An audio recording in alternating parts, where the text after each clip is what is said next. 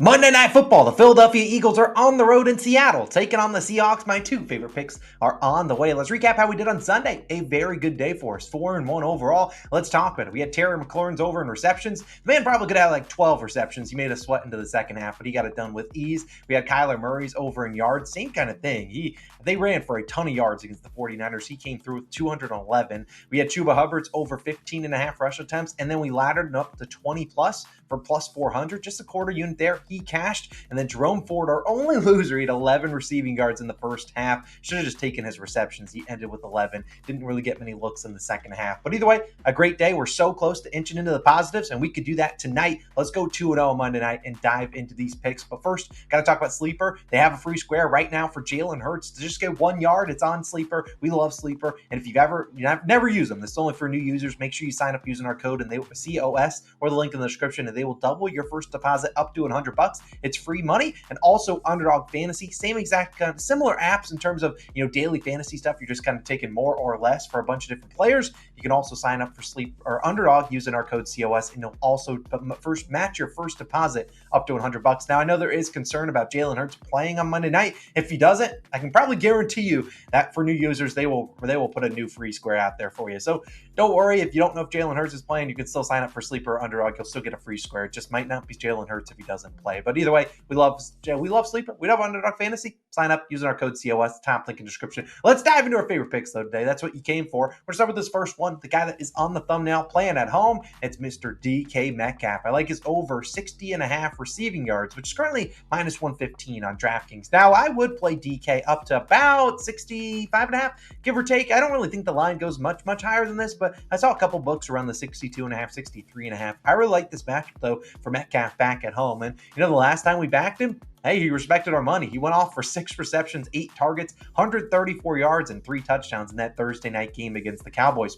Can he do it again? I certainly think so. Now, I don't necessarily know if he's going for 130 and 3 tuds, but I would not complain if he did that. You look at Metcalf on the season, this line's much lower than his average. He's averaging 72 receiving yards per game. He is over this line in 7 of 12, so not the worst hit rate. He is coming off a bad game, though. He did go under last week. 2 receptions, 5 targets, 52 yards, so did get close to it. Now, if you're like Austin, what happens on the games that he goes under? Well, if you just blindly bet the over in his next game, he'd be 4-0. He's had 75, 69, 98, and 134 yards. I mean, this is Metcalf. We know he's the number 1 wide receiver for the Seahawks. Typically when he has a bad game, they're like, all right, we got to find ways to get the ball to him. And I think that's going to happen today. Whether it's Drew Lock starting or whether it's Geno Smith, honestly, it does not matter to me. Drew Lock's not afraid of slinging it down the field. They just couldn't connect on a bunch of passes last week. Now, obviously, he has a good rapport with Geno Smith too. But at the end of the day, I think this is just a great matchup for DK Metcalf and the Seattle Seahawks wide receivers. We've seen Philadelphia, what they're really good at, stopping the run, allowing the 6th fewest rushing yards per game. But on the flip side, not very good against the pass. They're allowing the 5th most passing yards per game at 260, and the Eagles have also allowed the most receptions and 2nd most receiving yards to opposing wide receivers. They just can't stop receivers. They just can't stop the passing game, and a lot of that does come, they're stopping the run so well that you're going to see a lot more targets and more opportunities for the wide receivers, but their secondary just has not performed so far this season. Darius Slay is out for this game, so I don't necessarily know if that hurts or helps him, because honestly, Darius Slay hasn't really been that good this season, but I think at the end of the day, we're going to see a good game from DK Metcalf. He should see upwards of 6 to 8 targets on Monday night, and I think that he'll be able to get it done. 10 of the last 12 wide receivers with at least 6 targets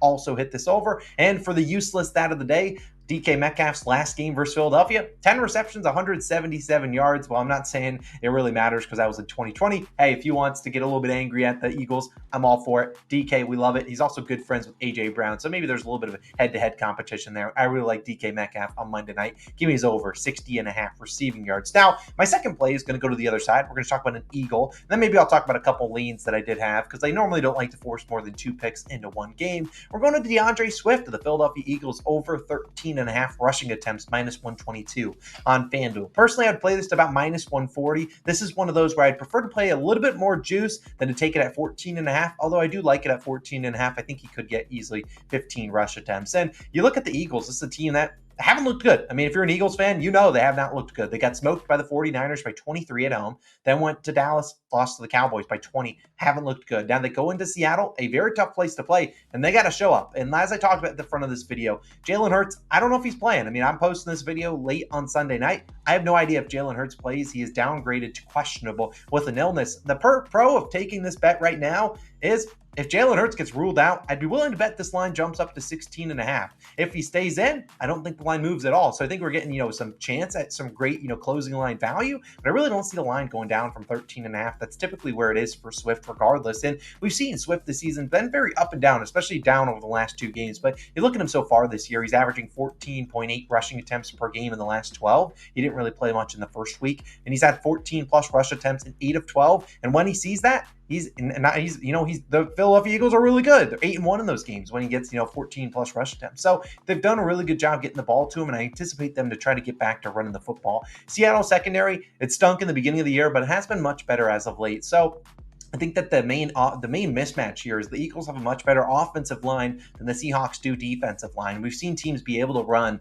against the Seahawks. And while I did like DeAndre Swift's over in rush yards, they kind of go hand in hand. If he's running the ball well, they're going to keep feeding it to him, and he's going to see a lot of attempts. But the Seahawks are a team that do allow the 10th most rushing yards per game, and they also see the 12th most rush attempts too. So they have had some games where the opposing team just does not run the ball because that's kind of how the opposing team is, whether it's the Commanders or like a team like the Bengals. But when you're looking at teams that actually want to run the football, they normally do pretty well. And we've seen over the last 7 games, if you're looking at from oldest to newest, the Seahawks have seen 40, 41, 14, 27, 33, 34, and 22 rush attempts. The 14 came from the Commanders, a team that throws it more than anyone else. The 22 came last week against the 49ers. They had a lot of success running the football. I mean, CMC had like 140 yards, but also Brock Purdy threw for 368 yards, and the Seahawks just did not tackle. Debo, Ayuk, Kittle, and CMC. They were not tackling at all. I imagine the Seahawks worked pretty hard in practice this week and probably come into this game pretty motivated to want to tackle a little bit better. And that's honestly good for us. We want them to be better at tackling. Now, we aren't necessarily asking them to, stop DeAndre Swift behind the line of scrimmage, but in terms of, A.J. Brown catches a 6-yard slant, he could turn that into a 50-yard gain if you let him. But if they can tackle them, make the Eagles have long drives, that's perfect for a rush attempts type line like this. So I really like DeAndre Swift. I think he sees upwards of 14 rush attempts. And if somehow Hurts is out, we'll see even more. But I just think this is a game they lean on the run game, lean on that offensive line. They got to get back to what they do best. And what the Eagles do best is running the football. And obviously Jalen Hurts will,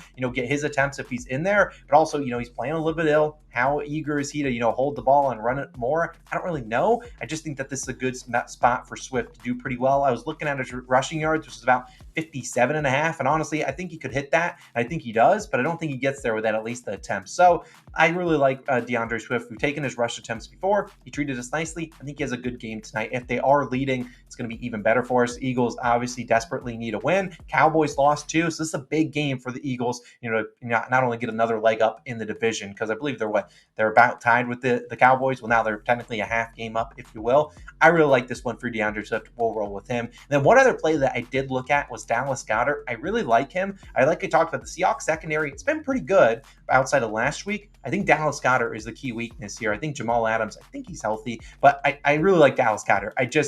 I think his line's a little bit sharp at 42.5, but I think Goddard could have a pretty good game. Tight ends typically do pretty well against the Seahawks. But I'm just going to stick to Swifts over in rush attempts, Metcalf's over in receiving yards, and call it a day. Go 2-0 and get to the positives on the NFL season. Hopefully, you've been making some money with me. If you are new, like I said, make sure you sign up for Sleeper or Underdog Fantasy. They both have that free square for new users, and make sure that you get that first deposit match by using our code COS or the link in the description. You guys have a wonderful Sunday or Monday night whenever you're watching the video. Appreciate you guys for tuning in. I'll have some more videos popping up on the screen when they are live, whether it's our NBA Best Bets video, our day 3 of the Ladder Challenge, or I'll even have our personal, or our Vegas tour or whatever it is. Either way, appreciate you guys as always for all the love and support. Subscribe if you're new. I'm Austin, signing out.